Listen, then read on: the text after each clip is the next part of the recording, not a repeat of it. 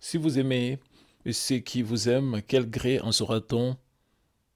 Le pécheur aussi aime ceux qui les aiment. Luc 6, 32.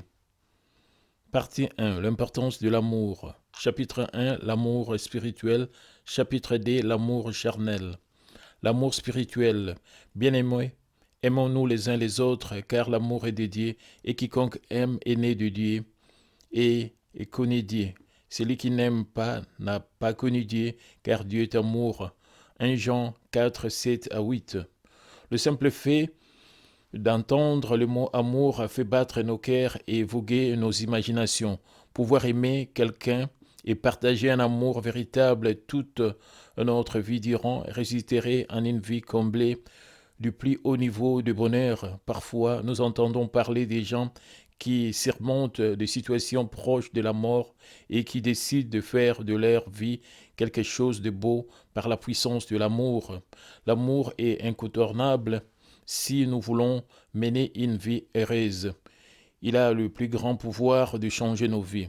Les dictionnaires en ligne Reverso définit l'amour comme un sentiment fort de tendresse et d'affection entre deux personnes ou envers une divinité ou un idéal. Et Larousse en ligne parle d'affection ou tendresse entre les membres d'une famille ou encore d'une inclinaison d'une personne pour une autre. Mais le genre d'amour dont Dieu parle est d'un niveau supérieur. Il s'agit de l'amour spirituel. L'amour spirituel cherche le bien des autres, les rapporte de la joie, de l'espoir et de la vie et ne varie pas. De plus, cet amour ne nous est pas bénéfique qu'au cours de cette vie terrestre passagère, mais il conduit nos âmes vers le salut et nous donne la vie éternelle. L'histoire d'une femme qui a conduit son mari vers l'Église, c'est l'histoire d'une femme fidèle dans sa vie chrétienne.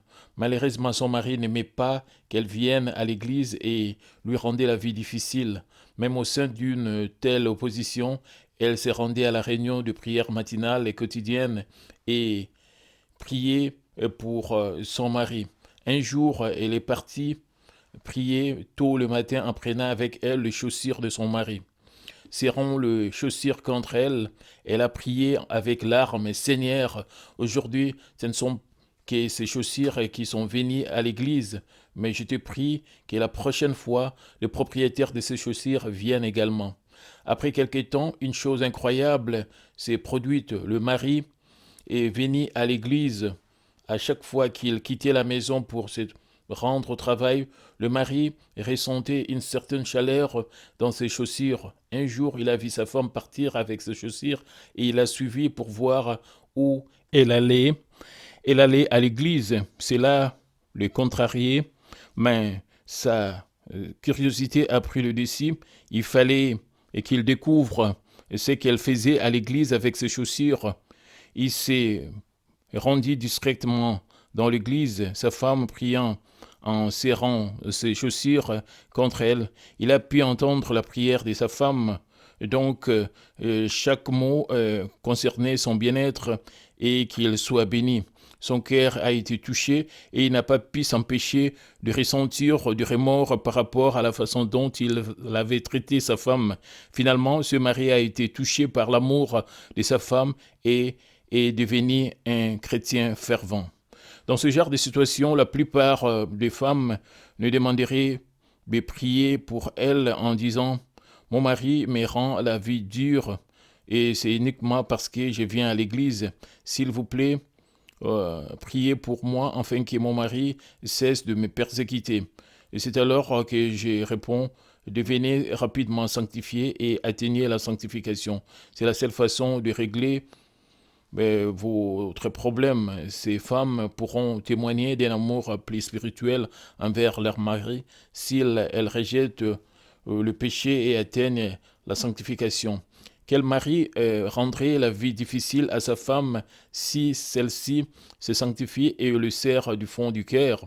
Jadis, cette femme rejetait la faute sur son mari, mais une fois transformée par la vérité, elle a confessé qu'elle était à blâmer et s'est humilié.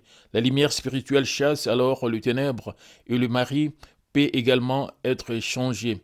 Et qui pourrait prier pour une autre personne et qui lui rend la vie difficile et qui sacrifierait pour son prochain, négliger et partagerait l'amour véritable avec lui. Les enfants de Dieu qui ont appris le véritable amour du Seigneur peuvent apporter un tel amour aux autres. L'amour immuable et l'amitié de David et Jonathan. Jonathan était le fils de Saoul, le premier roi d'Israël. Quand il a vu David triompher de Goliath, le champion de Philistins, rien qu'avec une fronde et une pierre, il a su que David était un guerrier sur lequel l'Esprit de Dieu était descendu. Comme il était lui-même général dans l'armée, le cœur de Jonathan était en admiration devant le courage de David. De ce moment, Jonathan a aimé David comme lui-même et un lien d'amitié très fort a commencé à se développer. Jonathan aimait tellement David qu'il était prêt à tout si c'était pour lui. David avait achevé de parler à Saoul et dès lors l'âme de Jonathan fut attachée à l'âme de David et Jonathan l'aima comme son âme. Ce même jour, Saoul retint David et ne le laissa pas retourner dans la maison de son père.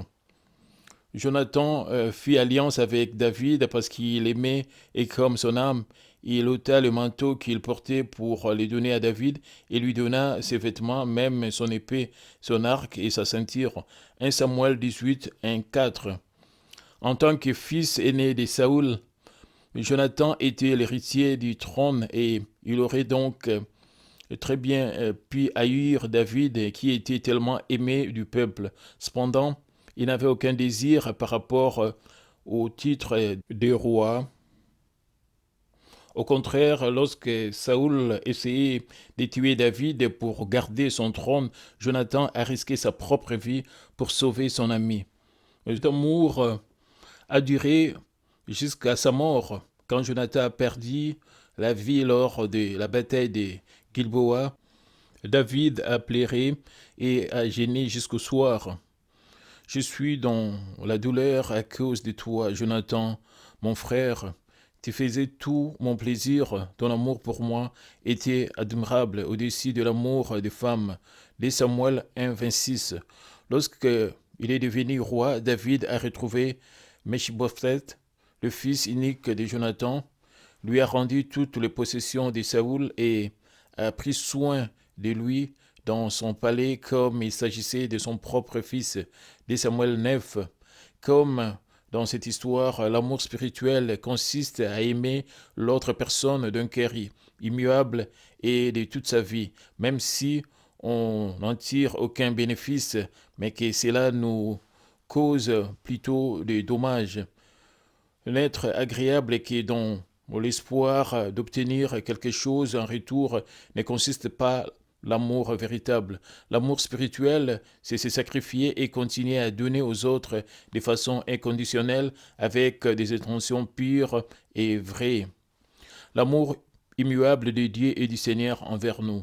L'amour charnel apporte beaucoup de douleurs qui brisent le cœur des gens.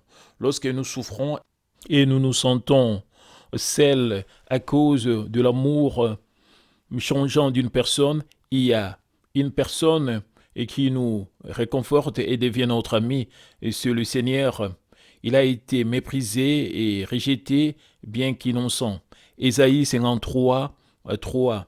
Et peut donc très bien comprendre nos cœurs. Il a abandonné sa gloire céleste et est descendu sur cette terre pour prendre un chemin de souffrance.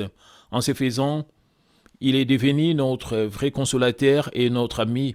Il nous a donné l'amour véritable et est mort sur la croix. Avant de devenir chrétien, je souffrais de nombreuses maladies et j'avais profondément connu la douleur et la souffrance qui cause la pauvreté. Après 7 longues années à combattre la maladie, je me retrouvais avec un corps malade, de dettes à n'en pas finir, le mépris des gens, la solitude et le désespoir. Tous ceux en qui je faisais confiance m'ont laissé tomber. Et toutefois, Quelqu'un est venu vers moi lorsque j'étais complètement seul au monde. C'était Dieu. Lorsque j'ai rencontré Dieu, j'ai été immédiatement guéri de toutes mes maladies et j'ai commencé à vivre une nouvelle vie. L'amour que Dieu m'a donné était un cadeau gratuit. Je ne l'avais pas aimé en premier. C'est lui qui a fait le premier pas et a étendu ses mains vers moi. En commençant à lire la Bible, je pouvais y entendre la déclaration d'amour de Dieu pour moi. Une femme oublie-t-elle l'enfant qu'elle allait? N'a-t-elle pas pitié du fruit de ses entrailles? Et quand elle t'oublierait, moi je ne t'oublierai point. Voici, je t'ai gravé sur mes mains, tes murs sont toujours devant mes yeux. Ésaïe 49, 15 à 16. L'amour de Dieu a été manifesté envers nous en ce que Dieu a envoyé son Fils unique dans le monde afin que nous vivions par lui. Et cet amour consiste non point en ce que nous avons aimé Dieu, mais en ce qu'il nous a aimés et envoyé son Fils comme victime expiatoire pour nos péchés. 1 Jean 4, 9 à 10. Dieu ne m'avait pas abandonné et c'est même lorsque je me débattais avec ma douleur après que tout le monde m'a tourné le dos, lorsque j'ai ressenti son amour, je n'ai pas pu retenir mes larmes. Je pouvais ressentir que l'amour de Dieu était bien réel à cause de la souffrance que j'avais traversée. Je suis ensuite devenu pasteur, un serviteur de Dieu, pour réconforter le cœur de beaucoup d'âmes en réponse à la grâce que Dieu m'avait donnée. Dieu est l'amour en personne. Il a envoyé son Fils unique, Jésus, sur cette terre pour nous, de pécheurs. Il attend que nous entrions au royaume des cieux où il a préparé tellement de choses belles et précieuses. Nous pouvons ressentir l'amour délicat et riche de Dieu lorsque nous ouvrons nos cœurs, ne serait-ce qu'un tout petit p. En effet, la perfection invisible de Dieu, sa puissance éternelle et sa divinité se voient comme à l'œil nu depuis la création du monde quand on les considère dans ses ouvrages. Ils sont donc inexcusables. Romains 1, 20. Considérons un instant la merveilleuse nature qui nous entoure. Le ciel bleu, la mer limpide, tous les arbres, plantes sont les choses que Dieu a créées pour nous, pour que durant notre vie sur terre, nous puissions avoir l'esprit du royaume des cieux en attendant d'y être. Des vagues qui viennent caresser le littoral aux étoiles qui scintillent dans une danse céleste, du bruit, du tonnerre, aux impressionnantes chutes d'eau en passant par la brise légère qui nous effleure. Nous pouvons ressentir le souffle de Dieu et nous dit « Je t'aime ». Étant donné que nous avons été choisis pour être des enfants de Dieu, quel genre d'amour devait être le nôtre?